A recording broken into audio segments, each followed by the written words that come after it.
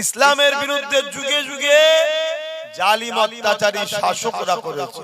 কেন ইসলাম জুলুম মুক্ত করার কথা বলেছে। যুগে যুগে ইসলাম জালিম শাসকদের বিরুদ্ধে যুদ্ধ করেছে। আমার রাসূল পাক জালিম শাসকদের বিরুদ্ধে লড়াই করেছে, সাহাবা হুজুররা করেছে, ইমাম মুস্তাহিদ ফুকারা করেছে, আমাদের মুজাদ্দিদ জামান দাদা হুজুর পীর কিবলা ব্রিটিশ হুকুমতদের বিরুদ্ধে লড়াই করেছে। মনে রাখবেন, তাই জালিম হুকুমতরা ইসলামকে মিটাতে চায়, কারণ ইসলাম থাকলে তাদের জুলুম টিকে থাকতে পারবে না, তারা ভয় করে। আর কারা ইসলামের বিরোধী করে?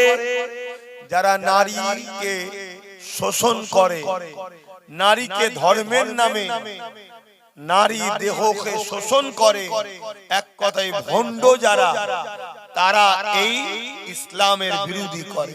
কিছুদিন আগে দেখলেন না সোশ্যাল মিডিয়ায় এক বাবা বলছে নারী তো মজা করার জিনিস।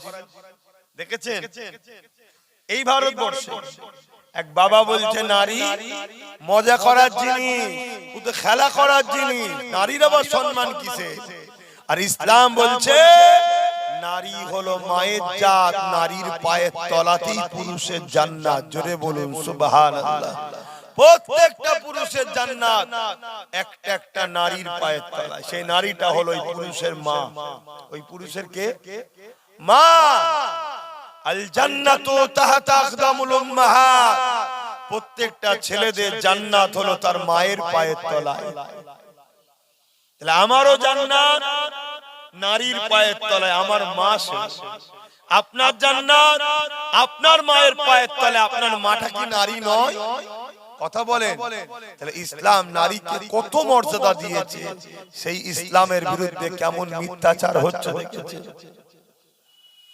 এই কিছুদিন আগে আমার বাংলার উত্তর 24 পরগনার ব্যারাকপুর ভাটপাড়ার একজন ভাঁড় বেরিয়েছে, বিজেপির নেতা অর্জুন সিং তার নাম। সে শয়তান বলছে ইসলামে নাকি রেপ করাটা ভালো কাজ। বলবেন না নাউজুবিল্লাহ? আচ্ছা, এই কথাটা ও সত্য বলেছে না মিথ্যা বলেছে? একটা ধর্মের উপরে আঘাত দিচ্ছে না, তাই না? সংবিধানের পক্ষে না বিরুদ্ধে? তো ওর জেলে যাওয়া দরকার ছিল না? ছিল না? জেলে গেছে। কেন যায়নি? যারা জেল দেবে তারাও ইসলামের বিরুদ্ধে, তাই জেলে যায়। অথচ ইসলামে কোন পুরুষ যদি নারীকে রেপ করে, এই মাইকে খুব সমস্যা হচ্ছে, কি প্রবলেম ভাইরা হয়তো বুঝতে পারছে না। একদম মুখ থেকে কথা বললে তবে হচ্ছে। আমি এরকম হয়ে কত পড়ে থাকবো না? ও কিছু করতে পারছে না, কিছু ফল্ট হয়ে গেছে। তোমার এই কর্ডলেস ফললেস দিয়েও হবে না। এই মুখ থেকে কথা বললে তবে ঠিক হচ্ছে। একটু দূরে সরে গেলে আর হচ্ছে না। এখানে চি চি করে এবার উপরে আসো না, উপরে যে দেখো কেমন শোঁ করে আওয়াজ হচ্ছে। তো ভাইয়েরা আমার, এরকম মুখ থেকে বলা যায়? আমি মুখ ঠেকাবো, আরো 10 জন মুখ ঠেকাবে হয়? একটু দূর থেকে মানুষ লড়ে চড়ে তো কথা বলবে রে বাবা। আর এত সময় হুই করে চলে যাচ্ছে, কাজ গুছাতে পারছি। মাঠে ছিলাম নলেজ সিটিতে, আজকে নতুন করে ছেলেরা আবার সব ভর্তি হচ্ছে, আসছে নতুন ক্লাস, আবার জানুয়ারি মাস শুরু হচ্ছে। একটু দেখতে গেলাম, ওখান থেকে ছুটে আসতে করতেই দেরি হয়ে গেল। কোন রকম ভাবে গোসল নামাজ আর খাওয়া তো নয়, খেয়ে আরো যান ধরপর করছে, যন্ত্রণা হচ্ছে বুকে। ঢেলে দিয়া হয় কোন রকম, চিবোবারও সময় থাকে। কি আর বাঁচবে বেশি দিন? তাড়াতাড়ি চলে যেতে হবে। তো ভাই, আমি যে কথা বলছিলাম, মন দিয়ে শোনো আমার যুবকরা। তোমরা হয়তো প্যান্ট শার্ট পরা দাড়ি চাচা মনে করছো হয়তো আমরা বেঁচে যাব। না, তোমরাও বাঁচবে না। মনে রেখে দিও, আমরাও মরবো, তোমরাও মরবে। আমরা হয়তো ডাইরেক্ট মরবো, তোমাদেরকে চেক করে মারা হবে, চিন্তা করো না। ছেড়ে দিবার ব্যাপার নেই। আর যদি ঠিক জায়গায় আসতে পারো, এক মুঠো যদি হতে পারো, ইনশাআল্লাহ বদর যদি আবার হয় বিজয় আমরাই হব। জোরে বলুন সুবহানাল্লাহ। চিন্তার কোনো কারণ নেই, কিন্তু লাইনে আসো। তোমার ধর্মের নামে কত বড় কলঙ্ক লাগাচ্ছে, দাগ লাগাচ্ছে যে ইসলামে নাকি রেপ করা ভালো কাজ। এই খবরটা সারা বাংলায় সারা দেশে ছড়িয়েছে না ছড়ায়নি? ওই লোকটার যখন শাস্তি হলো না, স্বাভাবিক অমুসলিম ভাইরা কি বুঝবে? তাহলে ঠিক বলেছে, ঠিক তো নাকি? যারা দূরে আছে, যারা তোমার আমার ইসলামের মেসেজ জানে না, আরে মুসলমানই তো তার কওমের খবর রাখে না, তার ধর্মের মেসেজ তুমি আমি কতটা জানি বলো? তুমি জানো জুলুম করা, জুলুমকে সাথ দেওয়া উভয়টা হলো জাহান্নামী? তুমি জানো জালিমকে সাপোর্ট করলে ইসলাম থেকে বেরিয়ে যায়? তুমি মুসলমান জানো? জানো? 100-র মধ্যে 95টা মুসলমান তো এতদিন জালিমকেই সাপোর্ট করছিল। এখন নাই চেঞ্জ হচ্ছে, সেটা আলাদা কথা। তারা জানেই না ইসলাম সম্বন্ধে, আমার কওম জানেই না যে জালিমকে সাপোর্ট করলে ইসলাম থেকে বেরিয়ে যায়। সময় থাকলে হাদিসটা শোনাচ্ছি। তাহলে তুমি আমি যদি ইসলাম সম্বন্ধে না জানি, তাহলে অমুসলিমরা তারা জানবে কি? স্বাভাবিক জানবে না। তাদের কাছে যখন একটা মেসেজ যাবে যে ইসলামে রেপ করা ভালো, বলছে কে? বিজেপির একটা নেতা। আর সেই নেতাটার কোনো শাস্তি হলো না, জেলও হলো না, 1 ঘন্টার জন্য বন্দী হলো না। তো স্বাভাবিক এই মেসেজটা তাদের কাছে সত্য মনে হবে না? হবে না? আর যখন সত্য মনে হবে, মুসলমানের ছেলেকে কেউ দোকানে কাজ দেবে, কারখানায় কাজ দেবে, পাইকারি যখন গ্রামে ঢুকবে, পিটবে না ছেড়ে দেবে? তাহলে তোমরা নিজেদের কপালে বিপদ নিজেরা নিয়ে এসছো, তোমাদের হুঁশ নাই। আব্বাস সিদ্দিকী গেলে তোমাদের চিন্তা করতে হবে না। আমি তোমাদের কারোর উপর নির্ভর করে চলি না। আম্মা বিনিয়ামাতি রাব্বিকা ফাহাদিস, অহংকার নয়। আমি আমার আল্লাহর ভরসায় ঘুরি, একাই ঘুরি। কথা বুঝে আসছে? রাত বিরোধ, অলি গলি, গ্রামগঞ্জে, পাড়া শহর, নহর নগর, নদী নালা, পাহাড় পর্বত সব ঘুরে বেড়ায়। কথা বুঝে আসছে? আর আল্লাহ শুকর করে বলছি, শুধু মুসলিম না অমুসলিমরাও দেখলে ভাইজান ভালো আছে। কথা বুঝে আসছে? মা থেকে শুরু করে, বোন থেকে শুরু করে, অমুসলিমদের ভাই থেকে শুরু করে সবাই কম বেশি ভাইজানকে চেনে, সবাই সম্মান করে।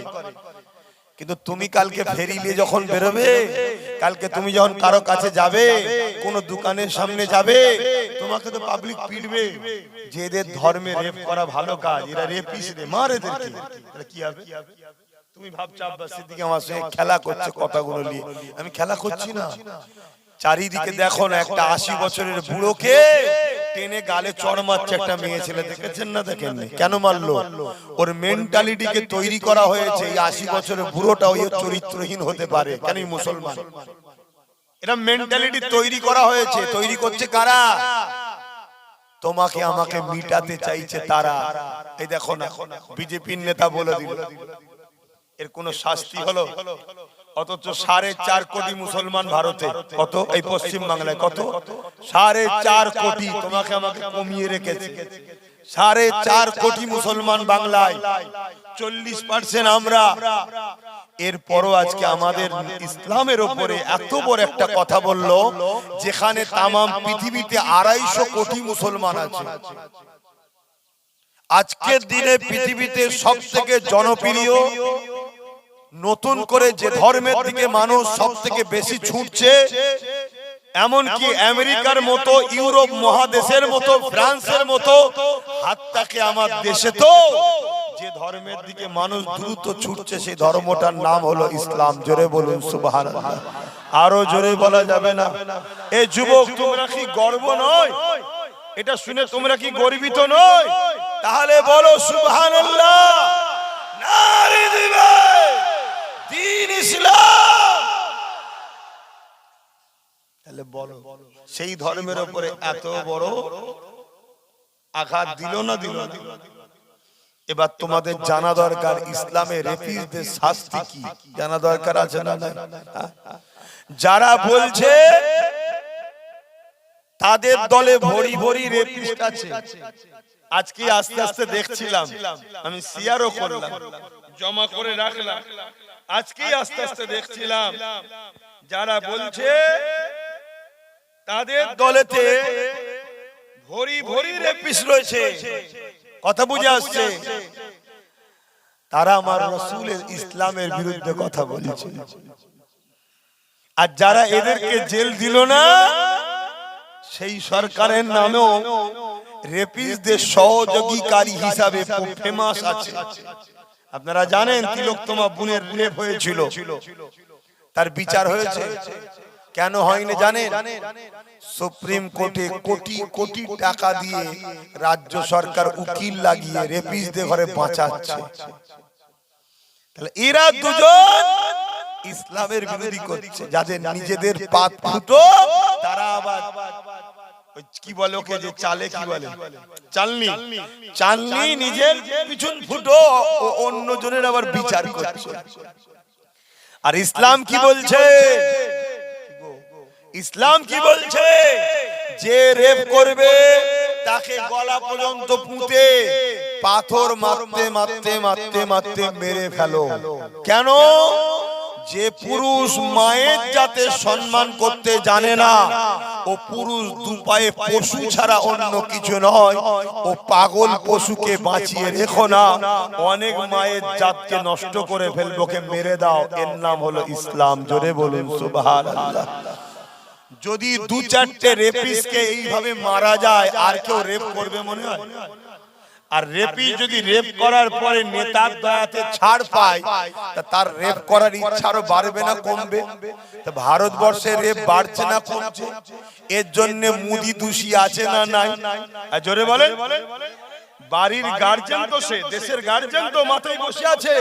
যদি এ দেশের বেটিরা রেপ হয়, তাহলে দোষী কে? আব্বাস সিদ্দিকী? মোদি দোষী। তুই উপযুক্ত নয়, তুই নারীদের ঘরে সুরক্ষিত দিতে পারিস না, তুই বেটিদের ঘরে রেপের হাত থেকে বাঁচাতে পারছিস না, আর তোর দলের নেতা ইসলামের গায়ে দাগ লাগাচ্ছে। আর ইসলাম আমার রাসূলুল্লাহ 1400-1500 বছর মক্কা মদিনায় সিস্টেম তৈরি করে দিয়েছে।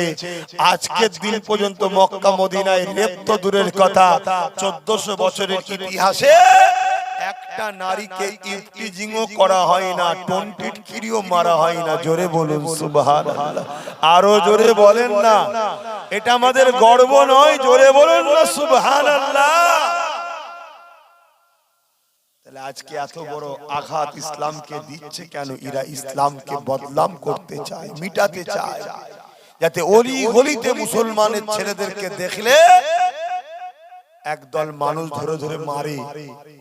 মারছে না, মারে না চারিদিকে।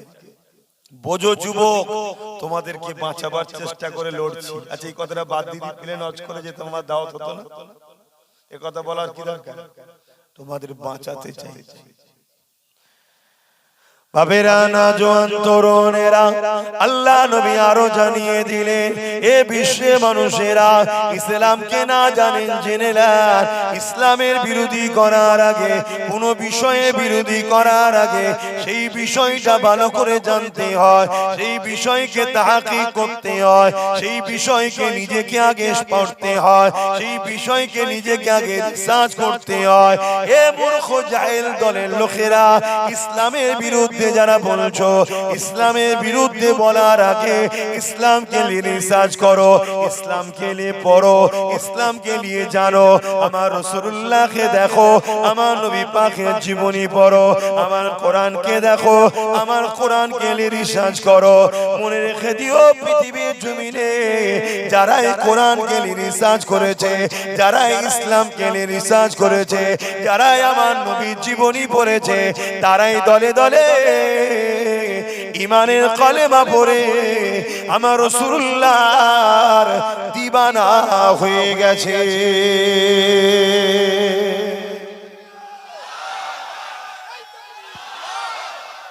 সেদিন আবু জেহেল ছিল, ইসলাম নিয়ে মিথ্যা প্রচার করত, আর এই আবু জেহেল উত্তরসূরি ইরা আজকে ইসলাম নিয়ে প্রচার করছে। সেদিন আবু জেহেল ছিল জালিম শাসক, আজকে ইরা হলো জালিম শাসক। দেখুন মিলছে না মেলে না? কি আমার ওতে অসুবিধা হচ্ছে নাকি? সেদিন ছিল উতবা সাহেব আবু লাহাব, দিন রাত আমার রাসূলুল্লাহ এর মিথ্যা কথা বলতো।